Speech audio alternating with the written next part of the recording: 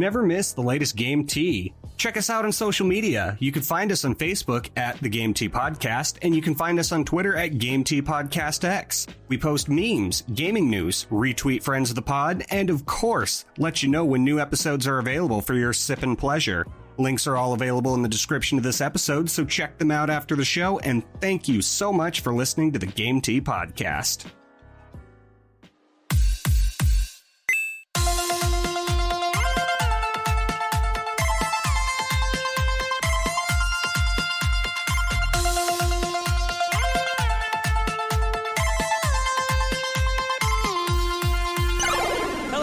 And welcome to another episode of the Game Tea Podcast. My name is JP. And I'm Czar. Today on the podcast, we are talking about people saying goodbye to Pokémon Go.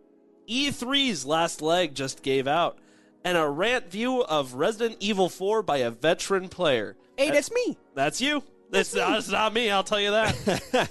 As always, we will end with some quick takes and some game releases. But of course, before we get started, Czar, how are you? I am good.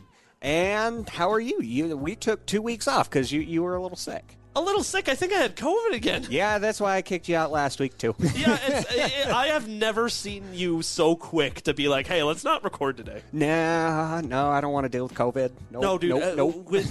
That's exactly my thought is like, but I didn't want to seem like I was bitching out at the same time, right? But I'm like, if I got the guy who's got some lung issues like sick, Lauren would kill me. Well, not only that, but we usually use headsets, so... I mean, it may spread to the rest of the clients, which we can't have that either. And then the rest of the office, and I'm just like, hooray, I'm helping. Yay, I did it. I helped. Yeah. And the other piece of beef I've got, why'd you pick Bud Heavy for the beer today? Yeah, that is what we are drinking. Well, Tall boy Bud Heavies. Because I had to stop by the local drugstore and pick up a prescription this morning, and I didn't have time to go buy something fancy, so I got us some Bud Heavies. Tall boys. Tall boys. What, it was on sale. Like $8 for the six-pack? No, it was like $5 or to $6 maybe. Wow, that's pretty good. Yeah, no, it was about $1 a beer, so that's pretty good. All right. And, of course, what are you playing right now, man? Well, as you hinted at in the itinerary, I am currently going through Resident Evil 4. I am almost done with my first playthrough, enough to do a review on it. Yeah, only about 15 hours in it. It is not a very long game. Wow, yeah, that's not long at all. Even Resident Evil Biohazard was like the last Resident Evil game I really got into. Even that was like 20 hours, right? Yeah. It's not very long, start to finish. It is 3 acts, pretty equally spaced out. Interesting. I love it. We will get more into what I have to say about it later. I don't want to say too much. So what are you playing? Well, that's what's funny is I can't talk a whole lot about my game either because I finally finished Hogwarts Legacy. Yeah. About fucking time. Yeah. So... And I haven't been playing shit because I just wanted this to be over. I get that. You know, it's not that I was having a bad time, but no. Like I was just ready to move on. Yep. By the end of the game, I was thinking, boy, I can't wait until the DLC comes back. I can't not wait to return to this game. But boy, am I glad to move on. Right. Now, you and I we've got a review coming up of Hogwarts Legacy.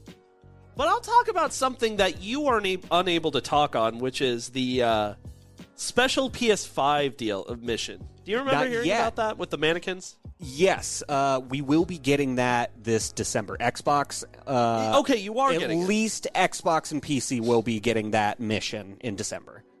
It was so worth it. Really? Okay. It was good. It was one of the most exciting things that happened in the game. Now, is that the mission where you own your own shop? All right, you know what? Yeah, not everybody gets to experience this, so I guess spoiler alert. But although the game's been out for more than a month, and you know how I feel about spoilers, but here we are. So here's what happens. You go into town, right, and this lady is basically... Well, first you actually talk to this house elf that's in front of a shop named Penny, and she's like, "Oh, me master is selling this shop. It's had 5 owners in the last 2 years." And you're like, ominous. Where do I sign? That seems like a great business plan. So you go up to the house on the hill. You find this lady who's like, yes, please, buy my business. So you buy the place, you walk in, you start to clean it up a little bit, you find a chest in the back room. Ooh. Now, the chest does not contain any cool items. Instead, it sucks you in and disappears. No chest in the game contains any cool items, I've found. Yeah, that's true. That's true. Every chest is pretty goddamn disappointing, but go on. Anyway, so you get sucked into the chest, and I don't remember who the guy is. I don't remember if he's the husband or the original shop owner. But inside, you find a ghost who takes you through, like, these, like, horror-style missions to try and get to the end of this maze, right? And if you get to the end of the maze, you get out of the chest, and the store is yours. Ooh. Now, of course, most people don't make it to the end of the chest. But you're the chosen one. You've got the chosen one armor on you, so you make it out, and as soon as you're out of that bitch, you get the local ore. You go arrest the other bitch that sold you the store. She doesn't want to cooperate, so you kill her. Damn. And yeah. But the mission, what makes this whole thing special is, honestly, like, I don't give two shits about owning my own shop. Like, yeah, it's cool. I don't even know what we sell at my store. But the mission itself, the horror aspects and the mannequins, like, I don't know what Markiplier really instilled in me, like, hey, you can't trust mannequins. Nope. And he was right. I mean, it does all of the horror things, you know. You go one way, there's a dead end. You turn around, and now all of a sudden, the other way's a dead end, but there's mannequins there, and they're starting to move towards you. And then you turn, and you look back, and the mannequins moved a little. Ah, it's like a terrifying game of red light, green light. Well, when you put it like that. That's really funny. I don't know about that. I think the whole overarching goal of that quest is really cool, but the way you're talking about it makes it sound disappointing. How, in my mind, No. I really wanted to, utilize all the extra shit I had. Like, all of those potions that I brewed, all of those freaking plants that I'll never be able to use in potions or crafting. I wanted to sell that in my shop and, like, get a little bit of the runoff. Okay, well, I know we're not talking about Hogwarts Legacy too much more, but let's say you're right. Let's say you sell that shit you don't want and you get money. What are you going to do with that money? I mean, you're absolutely right, because money becomes pretty worthless. I have late game. $30,000 and nothing to spend it on. Yeah, there needs to be some balancing with that. But I really like the horror game aspect, because I've always thought that Harry Potter and, like, the overarching lore of the wizarding world, I suppose, is scary. Like, it's 100%. pretty creepy. Have you seen the Dementors? Like, actually Dementors, horrifying. Giant spiders. Like, this game, this series has all of the horror aspects, so that's really cool. I can't wait till we get that DLC mission. And when you think of just, like, everybody just having the power to, like, kill one another with a simple incantation, like, yeah, like, even psychologically, you're just like, this world, man. Yeah, it's pretty bonkers, not gonna lie. I guess on a final note on this, I did want to say, I think the PlayStation got the better end of this deal with this game. Because Xbox's special... What did Xbox even get? We got the game 3 days early. That's it. I mean... Which, cool. It's really cool, because for those 3 days before anyone else could play it, you're sitting there like, ha-ha, suckers, I got this game. But then once the game releases, you're just kind of left with, oh, PlayStation gets a really cool exclusive mission? Yeah. I like the direction that Portkey Studios went with that, but I think it would have been better if they would have given each game their own exclusive missions. Like, really, like with Soul Calibur, give players a reason to pick a game for their desired console. Right. And I mean, if it makes you feel better, the mission itself lasted an hour. Yeah. So it's like, it wasn't like it was like this super long edition, but it was cool to have something. Yeah.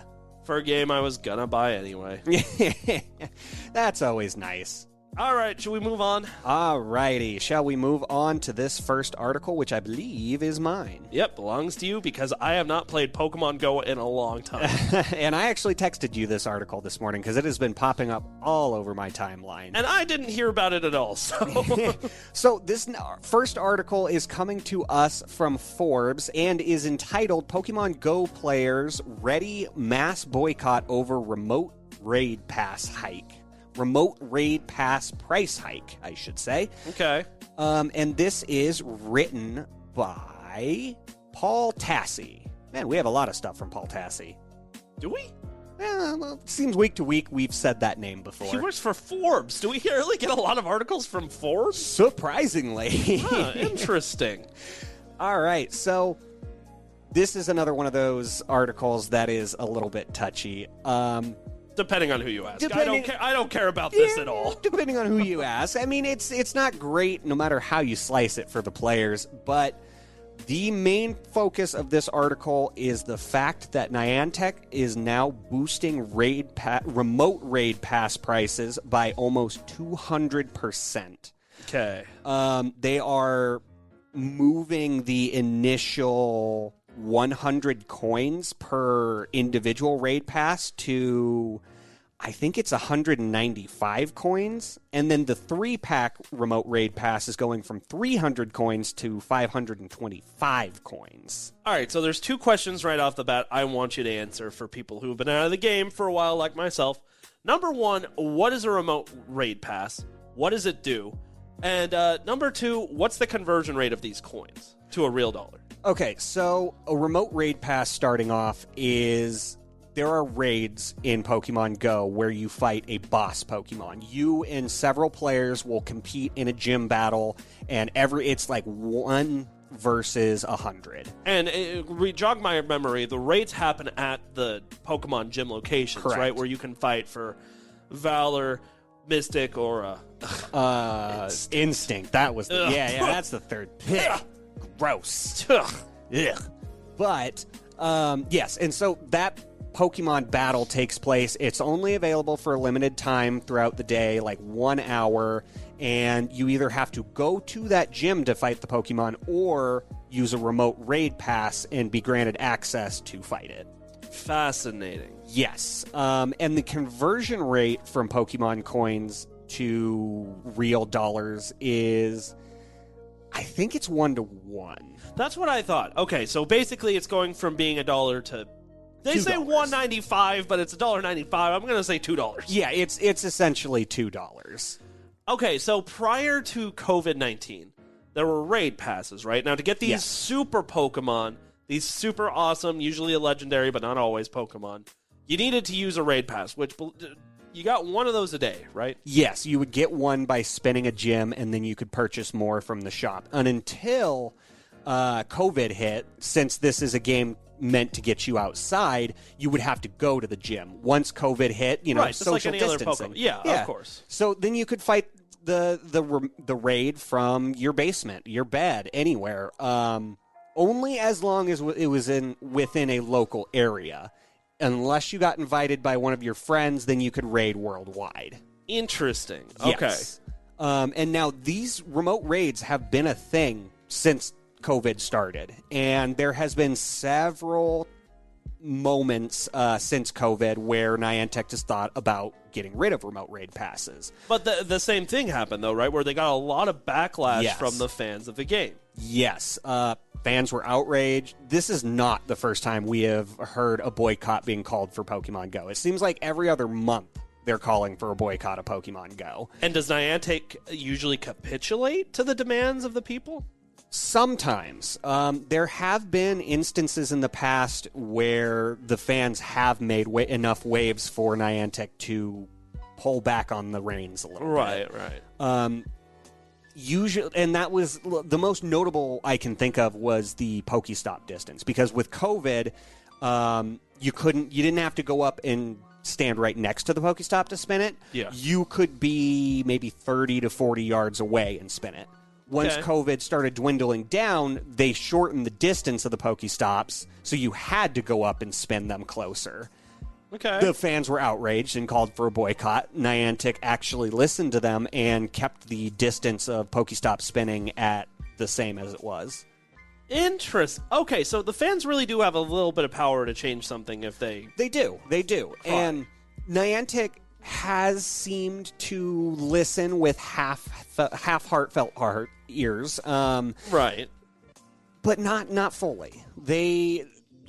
they're looking out for what would make the game the best for Niantic. They have this idea of how they wanted this game to go from the start, and they are just very...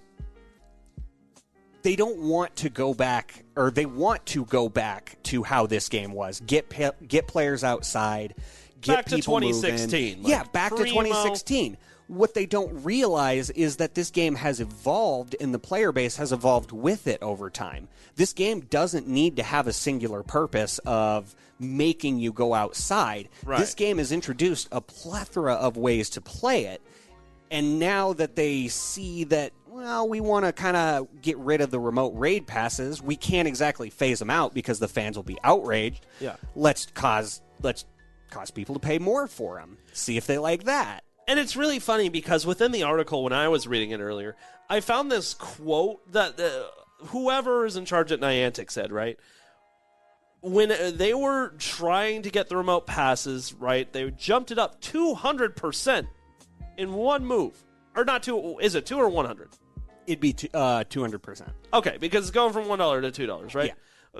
Whoever from Niantic, whoever's in charge of this bullshit, said that the reason why they did it was to rebalance the game and ensure it's enjoyed by trainers for years to come. And if that's not bullshit businessman jargon, I don't know what is. They don't care. Rebalance the game. In what way? The only instance I could see them rebalancing, in quotes, is the fact that remote raiding causes you to do more damage to the Pokemon.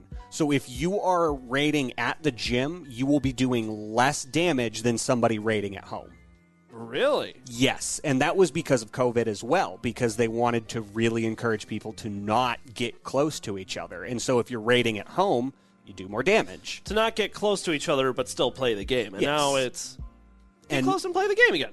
Yeah, and I think that's what Niantic is trying to get back to, and I don't think they need to. I just really don't think they need to. And so as a response to this, many, many players are just offering heartfelt goodbyes before deleting their accounts permanently. There has been a mass migration off of Pokemon Go so far. And now this last little quote I wanted from the article. But now players are upset enough with these new changes that a mass boycott of the game is being planned on April 6th in order to show Niantic they're making the wrong decision. You heard it here. April 6th. Turn off your accounts. April 6th. Don't play Pokemon Go, according to most of these gamers. Now, on the Game Tea podcast, I don't think we should make a statement either way of if this is right or wrong. I do. I'm just kidding. I mean, well, it's not really our place to call this right or wrong. This is a business decision. Right. And this is how the fans are reacting. Whether or not you choose to participate in this boycott is on you as a player. Well, that's not my problem, though. Like, you're right in the fact that businesses can do whatever businesses want to do. That's their right as a business. But they should, to some degree, take in the needs and considerations of their player base. And that actually brings me to kind of like, as I've been doing my own research and contemplating this, looking at what people have been saying, to me it comes down to two different arguments, right? One is simply like, this was a game that was created to be enjoyed outside. Yeah. That's the way the game was made. It was made for you to go outside and interact with the world. So in my opinion, like, all Niantic is really doing is trying to revert the game back to the way it was supposed to be played in the first place. Yeah. On the other hand, money. On the other hand, money. And, I mean, I can say at least Niantic is not getting rid of remote raid passes. I would be pretty outraged if they just completely got rid of remote raiding. Right. I think it's very useful, especially in the sense of catching regional Pokemon. Yeah. Because, like, if I've got a friend in Japan and there's a special regional variant in Japan, that person can invite me and I can still get that Pokemon. Yeah, I mean, that's fair. I mean, I don't think all of Niantic's decisions warrant a boycott, and pretty much, as we've seen, every decision Niantic makes causes a boycott. Yeah. But disguising this whole ordeal as rebalancing is a little shifty in my eye. Oh, well, that's what I'm more upset about, is like them pretending like this decision has anything to do with some sort of like altruistic intention. Yes. But meanwhile, to the other players, I'd say, like, this is the way the game was made to be played, is for you to go the fuck outside. And I know you don't always want to go outside. Yeah. I mean, I will say it really will suck because I have not in-person raided in years. And it is going to take a lot more coins and gym battles and holding gyms to get free raid passes, which really does suck. Yeah, but would you be honest with me for a minute? If you're still playing the game, what can they really do that's going to make you stop? That's just it. I mean, Pokemon Go is one of those games that is such a set it and forget it that, like, whatever happens, whatever decisions get made in this game, it doesn't affect me because I open it for 10 minutes a day and catch whatever's around me, and then I don't open it until the next day. I haven't opened up Pokemon Go in literally about 2.5 years. Yeah, and I honestly think that's the beauty of it, because you can get back into it 2 years later and start catching Pokemon again.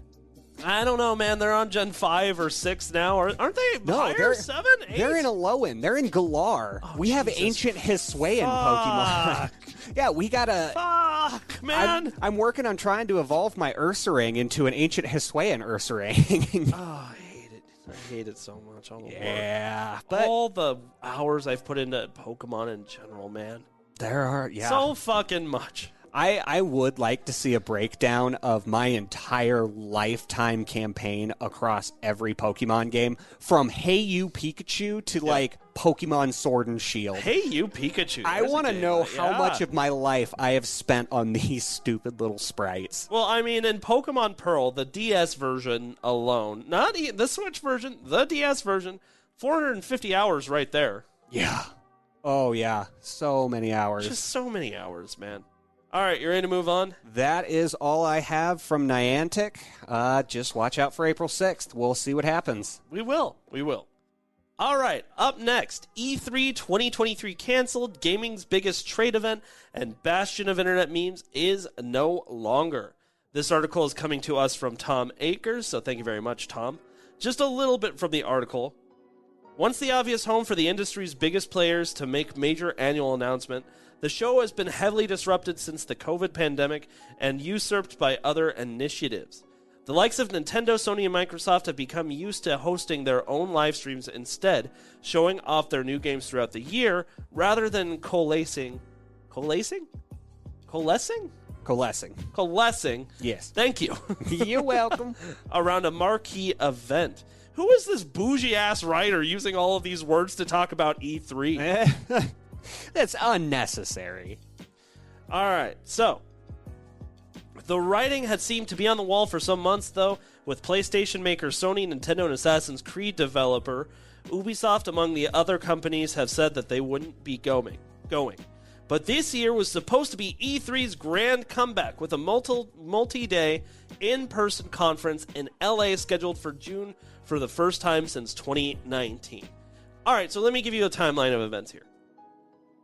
2019 was the last time we had a real in-person E3, which is weird to think about because I know E3's been struggling for a while, but I could have sworn that they tried to go in person last year or tried something. Oh, I feel like it was either 2020 or 2021 where it was a skeleton production crew with only the one E3 host.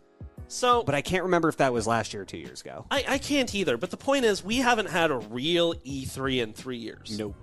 This was supposed to be the first year, right, where we went back to essentially what E3 was prior to the pandemic.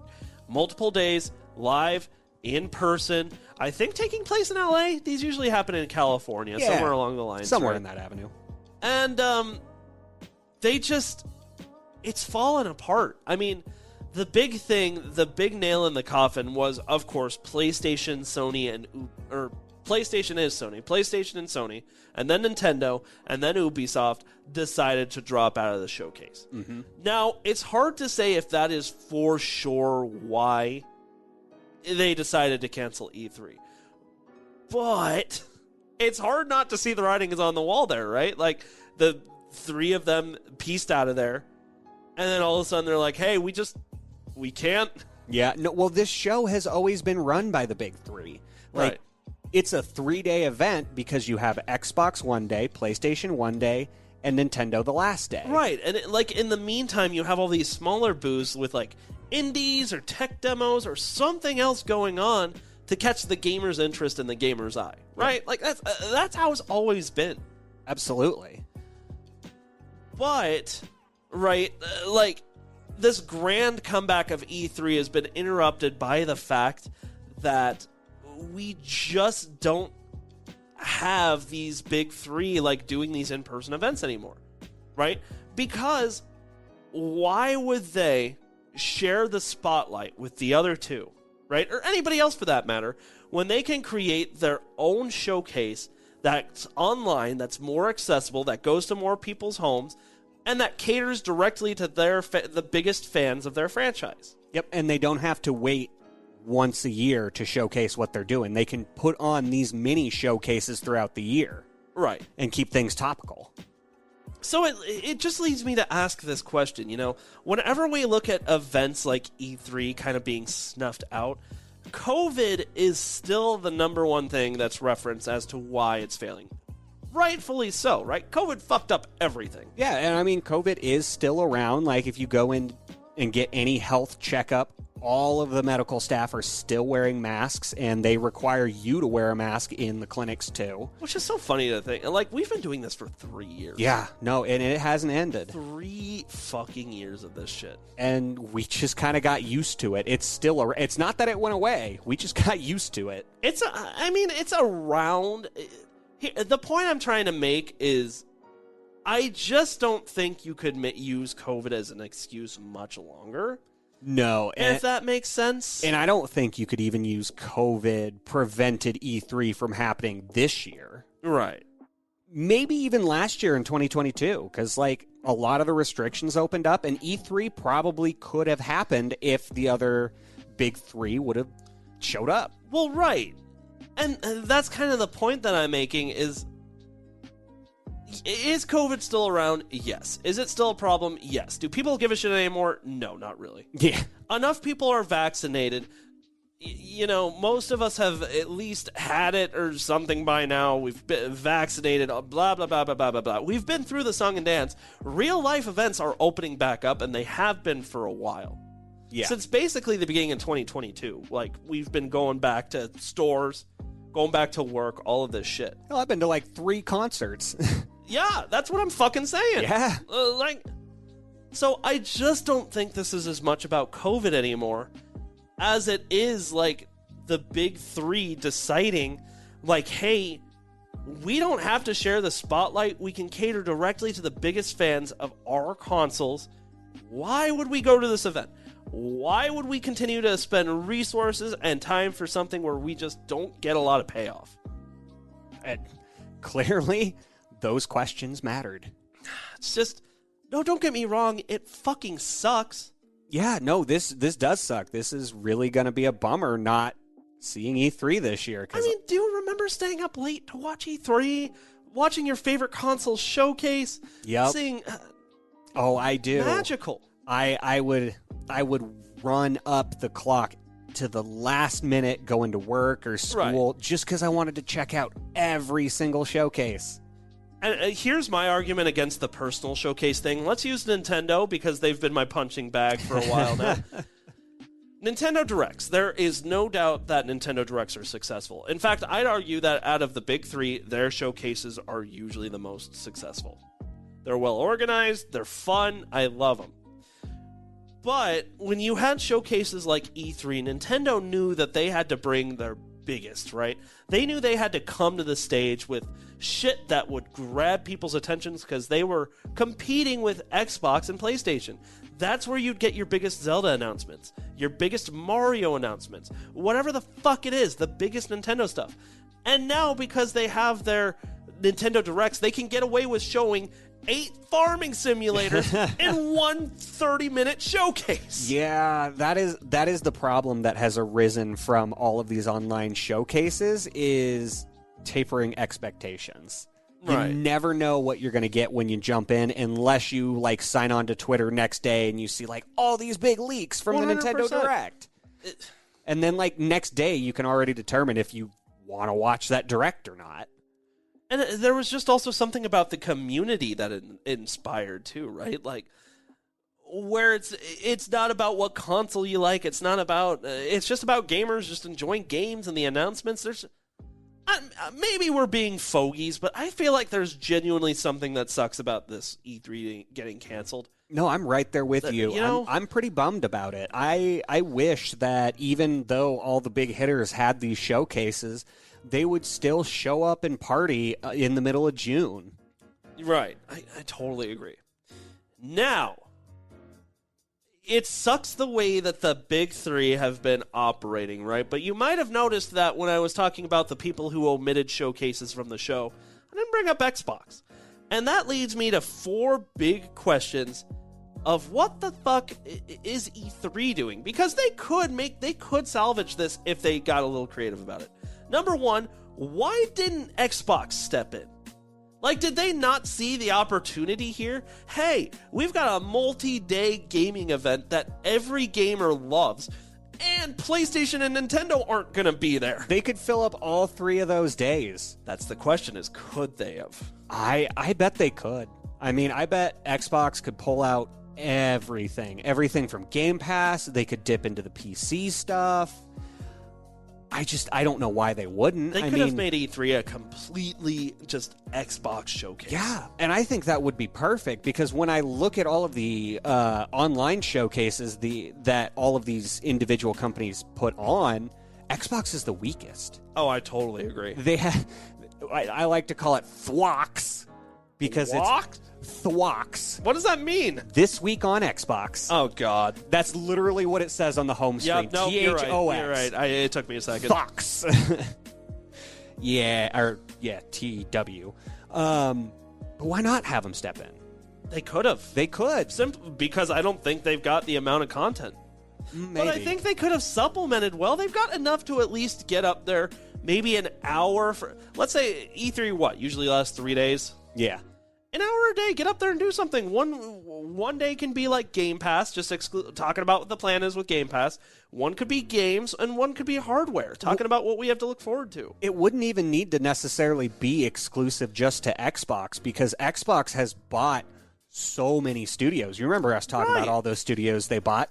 Why not showcase 5 to 6 of those studios that you just spent the last couple of years picking up for one whole day? And then the next day, Bethesda, I don't even remember all the other... How many studios do they own now? Like 30? Yeah, they've got like 30... One day that's exclusively like, the studios they've acquired, showcases from them. Yeah, I'm pretty sure every single one of those studios that Xbox bought, I'm pretty sure they're not just collecting dust. They're actually working on projects. 100%. So why not use them? So I'm mad at Xbox right now because they had a huge opportunity and they really dropped the ball. I wasn't mad at Xbox going into this, but I am now. But you are now. That I'm making some points. JP out here making points, making me mad. All right, number 2. Let's say Xbox is like for sure out, which obviously they are now that the event's canceled. Yeah. Okay. Why didn't E3 then use the opportunity to like reach out to indie publishers? Like, I'll hand it to you. I'll admit this. If you had made E3 exclusively an indie showcase, it wouldn't have gotten nearly as many eyes. I am willing to admit that. But at least it would still be there. And I mean, who knows? Maybe 5 years from now, everyone will be going nuts over those indie showcases. Right, because... like, the big 3 are like Marvel movies. Like, they're big and shiny and new and fun now, but we'll get sick of it eventually. Oh, yeah. And I mean, this is exactly what we talked about last time we brought up E3 when it was rumored of being canceled. Right. Just focus on the indies. It's such an easy solution in my mind. There's enough content there. Like, yeah, you wouldn't get as many eyes, but it'd still be there. It'd still be fun. You've already put the work into organizing the event. Yeah. I mean, how many people are going to just not have jobs with E3 gone. I thought about that. I was like, man, a lot of people probably just... Yeah, and like, man, that sucks. Because I would wake, if that was me, and I got to wake up in the middle of June and work at E3, help put this showcase Oh on, my God. I would feel thrilled. And then having that taken away because everyone else started doing their own thing, and Right. like there's nothing you could do about it, that sucks. It sucks bad. Yeah. All right. So, question number 3. Like, okay, let's say all of that other stuff was on the off the table. Couldn't you still do, like, some kind of, like, tech demo with E3? Like, I don't know. There's enough on the table right now that we're messing around with the game atmosphere, right? Like, you could have done a showcase of, like, the game consoles, or, like, PSVR 2 just came out, you know?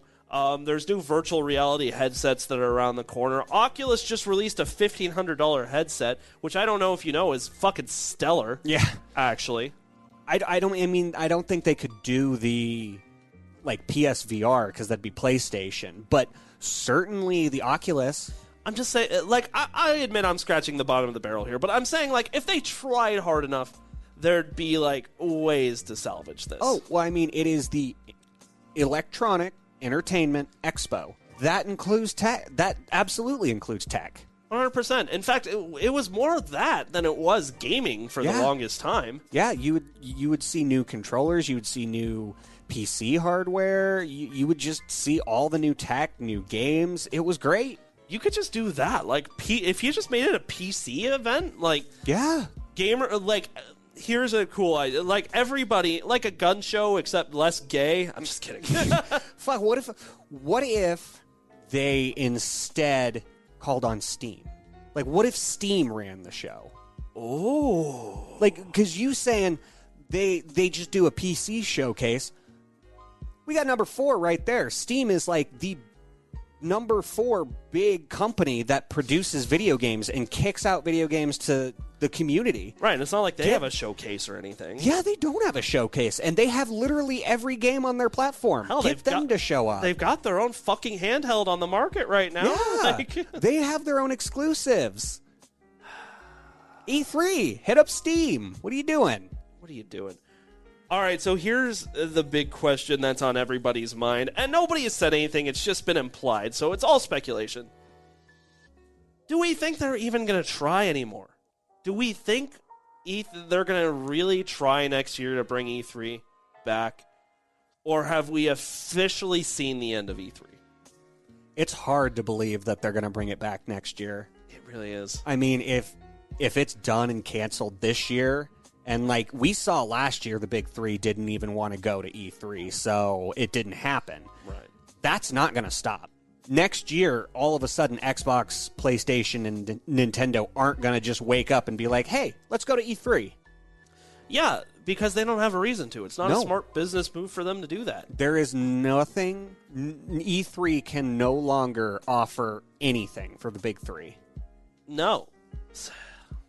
So you're thinking yes. I think this is done. I think E3 is no more. It's hard to disagree with you. My heart doesn't want to admit it. That's the problem. It's Yeah. like in my head, I know it's true. No, I get you. Like, I don't want to say it. It sucks to say it, but the writing's on the wall, my dude. Yeah, I know. I'm so excited all the time for E3, man. I know, but Mad Cat should make a comeback. fuck, where's Mad Cats Where's at? Mad Cats Get at? Mad Hit Cats to Cat. put on E3. All it is a big demo of the latest Mad Cats tech. They're still working on GameCube controllers. Oh, Jesus Christ. They're like, we did it. We finally... It's like, what do you mean that was 3 generations ago? We have perfected the GameCube. Wait, what? There's a Switch? It really was 3 generations ago, wasn't it? Because, yeah. Yeah. GameCube to Wii, Wii to Wii U, now we're on the Switch. Yeah. And hell, the Switch is about done. Yeah, the Switch is on its last leg, too. We're going to get a new Switch soon. Oh, yeah. All right. There's one last thing that we have to do today. I call it a rant view. Half rant, half review. Right now, It's a dramedy fart. Resident Evil 4. I have seen so many people playing and loving this remake. They say that it's so true and yet adds so much to the experience, but Listeners, you do not have to take my word for it, because I am sitting with my good friend Czar, who is a Resident Evil expert. I literally mean that. Yeah, I'm a residential Resident Evil expert. Right. So, all right, man.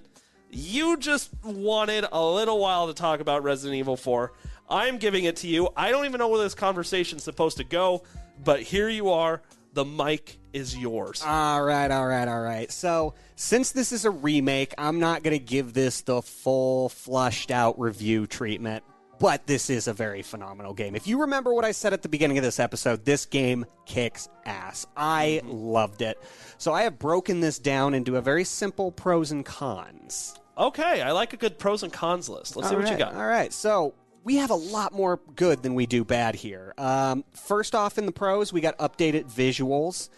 They're stellar. They look really good. I mean, it's modern. They're pretty. They're grotesque, and it even includes real-time wounds. So you shoot somebody in the stomach, their stomach opens up, not their arm or their head or something. Like that's pretty fucked up, but I'm with it. It's completely revolutionary. I absolutely love it. This game holds the original integrity of the game so well. Like, it is Resident Evil 4 2.0. I mean, if they did half as good of a job as they did on Resident Evil 2 Remake, like, I'm sure it looks amazing. And that's just it. All the Resident Evil engine is pristine. They have been working on it, and they have learned from every mistake and every success from each remake up to this point. And they did not make any of the same mistakes that they made with Resident Evil 3. Okay. They built this from the ground up, changing everything that needed to be changed and keeping what was good. Speaking of things they needed to change, the voice work. It's so much better. It's not awkward. It's not cringy. You don't have the Leon screaming at you in the background. Love it. Leon's one-liners, great. All of the new voice actors, love them. I know it's not the same merchant as it was before, but goddamn, he is still the merchant. If there's just one general thing that gaming has gotten way better, it's voice acting. Oh, yes. Because we couldn't afford high-dollar people before, but now we got high-dollar money. Mm-hmm. So we're getting good voice actors. All right, that's good. Oh, yeah, it's so good. I'm going to move a little bit to the cons now, because some of these kind of coincide. So, one con is the gameplay is just as clunky as the original. Leon is a rigid wooden post moving through this game. They had nowhere to go but up. I know it, but I can't really discount the RE engine too much for this, because this is similarly how all Resident Evil games play. They're just a little clunky, and your character just feels like a wooden post. Not Resident Evil 2 or Biohazard, or hell, even what was the one with Lady Dimitrescu, Big Mommy? Oh, that was Resident Evil Village. Even that looked like okay. Resident Evil Village was a little bit different. The first-person aspect really helped smooth over a lot of the clunkiness, but it's very much that same position in space. Leon moves forward, so he shuffles backwards. Yeah, I mean, at least you can move and shoot though. Like, you can aim your gun and you can walk around and shoot, which is very nice. But now, along with this game being clunky, it needs a dodge button. There is no way to evade. All you can do is crouch. Dodge. Yeah, you occasionally get a little heads-up icon that says evade with the B button or whatever. But that lasts half a second. Like, it is there and gone so quickly that you're already hurt and dead. Through QuickTime events? Yes. Technically QTEs, QuickTime events, but not in cutscene QuickTime events. It's just you are in combat and someone swings a big sickle at you and you can evade it at the last second, only for specific attacks. Interesting. So a dodge button would have made this game pristine. It would have taken care of a lot of the clunkiness.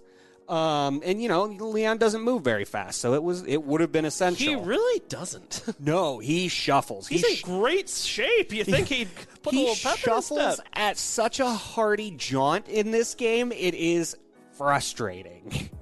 For fuck's sake. All right, what else? Okay, so back to the pros. Even though I talked about the gameplay being clunky and needing a dodge button, the combat is still smooth. The combat's very smooth. You've got a parry button, so you can parry with your knife as long as it's not broken.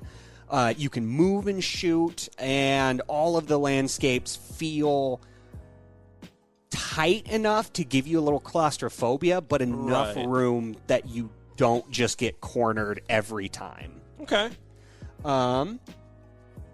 Now, another pro would be brought in all of the OG guns. So from Matilda to the Chicago typewriter, we got everything, and they're polished and streamlined, and the upgrade system is very intuitive. I really like what they did with the upgrades.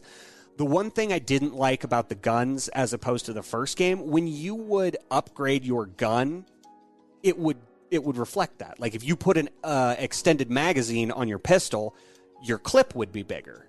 Your gun, they didn't do that? Your gun has no visual effects from being upgraded. That's silly. Yeah, it's really silly. It's so easy to do. I don't get it. And now along with the guns, this kind of brings me to the storage system. And I fucking hate the storage system. It's not good in any of the games, brother. It used to be because, Resident Evil, you would get to the save room, you would have a storage box. Yeah, you got your little box. Yeah, and you would run out of space, so you need to put things in there. So you can put everything in there. You can't do that in this game. You can only put guns, first aid spray, and the occasional gun part into your storage. All ammo, all eggs, all anything else in your inventory, you either got to dump it or sell it. That's a little fucked. It is super fucked. I don't know why they decided to limit what the storage box could hold. It makes no sense. But you can't even put, health items in there. So if I find, 5 green herbs, but I don't have any use for the other green herbs, I got to dump them. I can't put them into my storage chest. Especially in a game where, your supplies are so limited. Like Resident Evil games, that's stupid. It is stupid because Resident Evil... That's not a good mechanic at all, man. First and foremost is a survival horror game. Right. And for a survival horror game, it is essential that you have resource management. And I don't think the Resident Evil 4 remake really utilized resource management well because... you can upgrade your case to the point where you will never have to store anything. You can hold every single gun you own in your inventory, which kind of makes up for it, but I like a clean and tidy inventory. And if I don't have an assault rifle out, I don't need assault rifle ammo, but I might use my assault rifle down the road, so I'd like to keep that ammo instead of selling it. That's ridiculous. That's my... that's just not good. Biggest complaint from the game. But something good that they did, Ashley does not have a health bar anymore. So you don't have to spend time healing her, figuring out which herb combination you can utilize so you don't waste any health. And even giving her the yellow herbs so that her health bar gets bigger. That's good. She just gets 2 hit. If she gets hit once, she goes down... crouch, you got to go up and pat her on the back and say, it's okay. It's gonna be okay. It's okay, President's daughter. Then she gets back up. Unfortunately, if you shoot her once, she dies. She may not have health, but if you shoot her, she dies. And she probably gets in the way sometimes. All the fucking time. Oh, yeah. They did a really good job about making Ashley easier to play with, and that this game isn't just one big escort mission. Oh my god, well wouldn't you put it like fucking that? It is. That's how Resident Evil 4 was. You would have to spend half of your time fighting off enemies and the other half turning around making sure Ashley didn't get carried away. Fucking Ashley. Yeah, and that's still in this game, but they really boiled it down to the essential moments of having Ashley. You only carry Ashley around with you 3 points in the game. Okay. And they're not very long points. They're enough to annoy you, but then the rest is Leon by himself.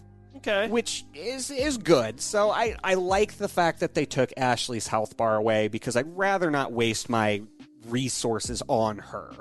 Now, I see nothing but positives through the rest of your list, so it sounds like you got rid of most of the cons already. I did. There really aren't a lot of cons. The cons they do have, they were pretty big. The exploration is great. The finding of the gems is awesome. I love a good exploration in a survival horror game. Sure. And they even kept the whole inlaying gems to make treasures more valuable, which, plug and play. That's fun. Kind of winding down on the pros list here. The map is very connected.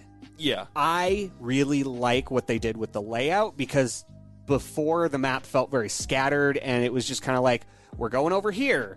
Now we somehow managed to get miles away on a cliffside over here. So this game actually lays out the paths, and you can see the entire island map from the beginning as you highlight Oh, it. and as you walk through it, you uncover little areas. So you can start from the village and point out all the way to the end of the village's chapter just from the map, and you couldn't do that in Resident Evil 4. You pretty much had no idea where the fuck you were. Leon needs a fucking vacation, man. He really do. Crafting's great. I liked it. There's enough resources and enough worth to make you want to craft ammo and health items. I think that's one thing Resident Evil's always killed it with, is a decent crafting system. It's very intuitive. It's on the go, and it's not overcomplicated. Any game that wants to do crafting on the fly needs to take a lesson from Resident Evil. The story plot holes got filled. Most of the dumb dialogue where you're like, wait, why? How did that happen? Why does that make sense? They fixed them. They streamlined everything and interconnected things through a lot of dialogue with Ada and Leon. And also some with Louise and Ashley. You find out a lot of backstory that's really essential to how the game finishes out and where the game goes next. That was conveniently left off from the original game. Oh, that's fun. This is a little bit of a spoiler. I know that the internet was going crazy because there was no dog to rescue. Yeah. I want to put everyone's mind at ease. The dog can still be rescued, but it's at a later point in the game. Good. I know. I was really worried. When I came across the scene, I was like, oh my God, dog in a bear trap. I know what you're going to do for me. Yeah. And the way they laid it out just made a lot more sense. Because, in the original game, you rescue the dog at the beginning of the game. Halfway through the game, the dog comes back and is like, hey, I'm going to help you fight that big enemy. Yeah. This just really interconnected things. And if you play the game, you know what I mean. I'm really trying to avoid spoilers here because this is such a good game. And finally, the last praise I have to give this game is a big one. The side quests killed it. Yeah? Yes, I fucking love it. They made that game so much worth it because there's a lot of backtracking. For example, I just finished the castle level, and even once you get to the end, you'll get some tasks to go all the way back to the beginning of the castle, which makes it worth going back and exploring and finding new treasures. Some of the side quests were branched out from the original, where, in the second area of the original, you had to shoot blue medallions. There are 5 or 6 medallion quests throughout this game. Okay. And I always thought they underutilized the shit out of it. There was 1, maybe 2 medallion spots in the original game that I thought could have been better. Okay. And along with those side quests, you got special enemies to fight. You got special named enemies to go backtrack and fight.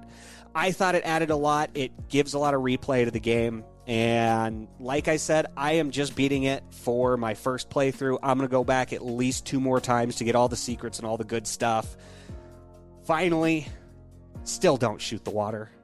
Oh, don't shoot the water. Yeah, we all know at this point. In fact, that's the only clip I've seen so far of the game was someone shooting the water. Yeah. And I'm like, no! That's part of the integrity that I mentioned before. This game has everything you remember that will put a smile on your face while leaving so much to discover. I have gone through and I've seen the notable parts of the game where, Leon gets kidnapped in the castle because a giant cage catches him. Yeah. That still happens in the game, but it is so smooth. It makes sense. It's not just Leon getting sideswiped. And it involves coherency to the story and the dialogue and the gameplay itself. Capcom Resident Evil team just knocked it out of the park with this. I went really back and forth on this, but I have to give this game a 9.5 out of 10. This Wow. is a substantial heavy hitter. I can't believe it's a remake. You want to see a remake done right? Resident Evil 4 blows all of its predecessors out of the water completely. That's good to hear, man. Absolutely. Resident Evil, they've just been killing it the last few years, man. They've have. been killing it. Resident Evil has had a long history of fucking up, and it is so thrilling to see as of late they just can't miss. They can't miss. Can't miss. Oh, I am loving this game. Pick this up. This is going to be one of my end of the year hits. Like, I imagine RE4 is going to make it to Game of the Year docket. Dude, every time a Resident Evil game is up, it's at least up for a few different awards in the Game Awards. Absolutely. Right? Hell, there was one year Resident Evil 2 remake got like the best like in-game design or audio design or something. Yep. Like holy shit. This game, RE4 remake, it's going to be up for all those same awards. The sound engineering, the dialogue, the story. I mean, you can't even call this like a remaster of a game. This is a remake. They redesigned this game, and now it fits the story they've been trying to tell. You make me want to play this. You're doing a good job right now. I need something in between now that I'm done with Hogwarts Legacy, and when Tears of the Kingdom comes out, I need something. Oh, dude, Resident Evil 4 remake. Like I said, I am at like 16, maybe 17 hours, and I am just at the end of the game. And like, I even took my sweet ass time and like looked for everything too. It's not a very long game, but it's sure as hell a fun one.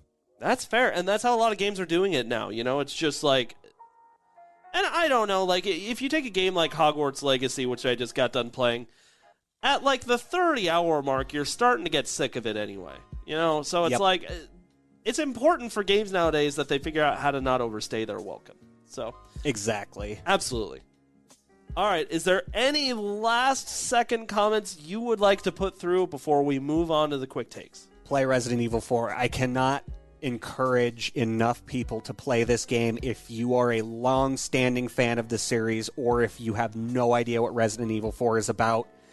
Get the Resident Evil 4 remake. You are not going to regret it. Well said. All right. Are you ready to move on to the quick takes for the day? All right. All right. I know it's Xbox, but I'm going to give you a break, and I'm going to take this first guy. All righty. All right. Xbox Game Pass announces first games leaving in April. Now, at first, when I was reading this list, I was not pissed off, and then I got pissed off. Let's see if you can find the game that pissed me off. Quantum Break. Okay. Rainbow Six Extraction. The Long Dark. Moonglow Bay, Life is Strange True Colors, and The Rift Breaker. Oh, and the Dungeon of Nailbook, the Amulet of Chaos Chicken Edition. That one. That's the game you're upset about. Yes, you got it. Chicken the Dungeon Edition. of Nailbook, the Amulet of Chaos Chicken Edition. I'm a little... Come to think of it, I am a little sad that that's leaving. I wanted to check that out. Okay, so... when Chez was here a couple weeks ago, we talked that, like, you know, with Xbox and PlayStation services, games inevitably are going to leave. And whether or not they're good games, it's more about functionality leaving.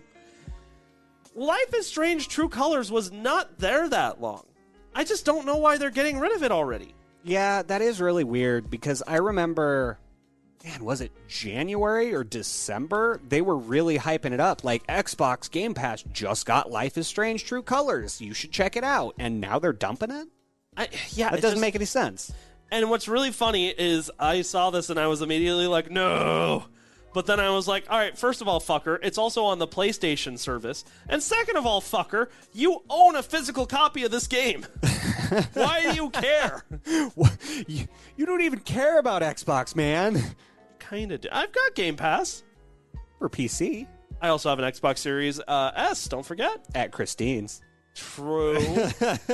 And it's really great at playing... What's that game? It Takes Two. It's really great at playing It Takes Two. Can run It Takes Two like a champ. All right, second quick take. Xbox Series X actually brings on a cheaper storage expansion card, allegedly. Allegedly. A new storage expansion card for Xbox Series X and S was spotted over the weekend at Best Buy, but has since been removed from the store. This was Western Digital's WD Black brand, would be the first official competitor to the Seagate expansion card, which has been available since the earliest days of the console. We need a cheaper expansion card for the Xbox consoles. Why is the Seagate card like $200 for 1 terabyte of storage? It's a ripoff. It's fucked up. If you are paying over $200 for a terabyte of storage, you are getting ripped off. Terabyte storage is not that expensive anymore. It's really not, and given PlayStation isn't much better, but at least with PlayStation, you can just grab and install any SD card. Well, that's not true, but most SD cards, right? But with Xbox, it specifically has to be one that fits in their tacky slot. Yep. So if you're someone who's been waiting to expand the storage, watch out for WD Black, which, by the way, I think has one of the best values on the market right now for like storage versus like the price. Or you could do what Czar do and just buy an external hard drive, because any hard drive can format to the Xbox. No, you can't do a hard drive. It's too slow. It's not solid state, bro. I don't have any problems with it. Yeah, I know. It usually boots up pretty quick. It's fine. Boots up right away. Yeah, it's fine. All right, and I'm going to let you take the final quick take. Doom 64 is $2 until April 17th on the Nintendo Switch. Can you fucking believe that? $2 for Doom 64. Yeah, I can believe that. I've played Doom 64. It's $2. It's $2. It is worth $2. It is an N64 game that kept its like 16-bit nature. Mm-hmm. Not really 3D at all, considering the N64 was fully 3D. Yep. No, Doom 64 was basically just a port of Doom onto the N64, and not even a very good one.